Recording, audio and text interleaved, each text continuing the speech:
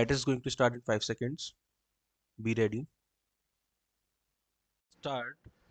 Sir, the problems of the company audit, the difficulties experienced by the junior auditors, and the complaints of the audit profession in relation to these companies are before the government, and a comprehensive amending bill was introduced in this House in 1992, which was referred to the Select Committee of both Houses of Parliament, in which I happened to be a member, where elaborate evidence was recorded, not only from the Chambers of Commerce and Industry, but also from the chartered accountants and also others who had the special knowledge of the working of the companies. All these aspects were considered, and the committee came to the conclusion of fixing the number of companies an auditor personally, or a firm of auditors, could audit be at 20.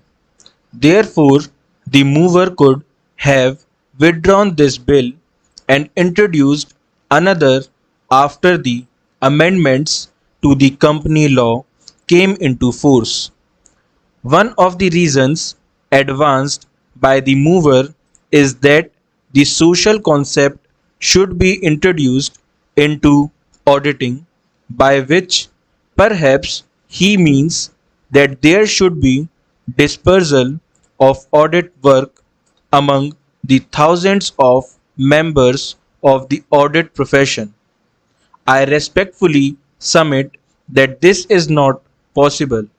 No work can be distributed because some auditors have little work or are starving, and some work should be given to them. This is not possible. An auditor, like a lawyer or a doctor, should have a reputation which would enable him to get the work of audit of a company. Naturally, companies would select auditors or firms of auditors who have a reputation in their profession. Therefore, it is not possible to introduce the social concept in auditing in fixing the number of companies. A firm of auditors should be allowed to audit under the Act. His second point is that monopoly should be broken. The cry against monopoly is common nowadays, that there should be no monopoly houses, there should be no monopoly, and all that. If an auditor has attracted the audit work of a number of companies to himself, how can you say it is a monopoly? When an auditor has no work because he has not earned a reputation in the field, how can there be a complaint that he is not occupied? This happens in every profession. Only a few lawyers get the work. Work is concentrated among a few doctors. How can the others in the profession complain? Then there is the cry for nationalization of audit. The mover mentioned it while moving the bill. How can there be nationalization of a profession? Have we thought of nationalization of the legal profession or the medical profession? It is not possible. Can the state maintain a panel of lawyers? The state do appoint lawyers in case where a client is not able to engage a lawyer, but no government, no state can maintain a panel of lawyers, doctors, and so on to look to the needy. It is not a workable proposition. Nationalization may be a good slogan, but it does not work in relating to certain professions in which the success of an individual depends on his own merit.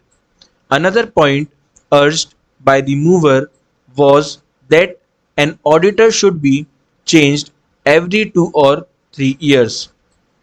His main complaint is that an auditor or firm of auditors auditing the accounts of a particular company for a number of years may act in collision with the firm and may not do the auditing faithfully or correctly, that he may be hand in glove with the company and its directors in such cases where a chartered accountant is found to be guilty of misconduct.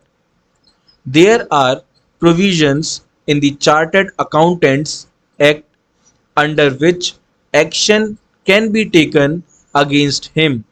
It takes 2 or 3 years for an auditor to understand the working of a company. All these questions were gone into the joint committee in great detail, and then it was found that no limit could be put, though the number of companies an auditor could audit could be limited. The period during which he should be allowed to audit a company was not found to be capable of limitation as feasible, and that was why it was rejected. Another objection taken by the mover was that all the auditors are in the metropolitan areas. Necessarily, they should be from the metropolitan areas. They should know the working of companies.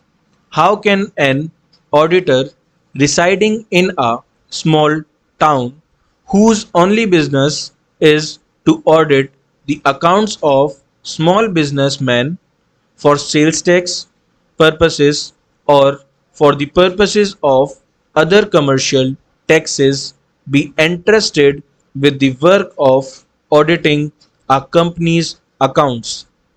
It is a complicated affair. It is not possible.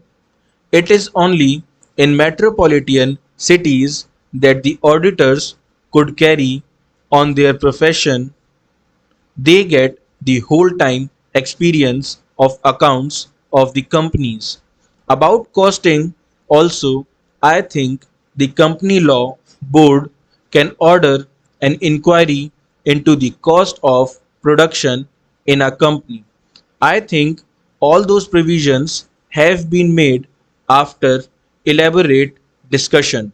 Full stop.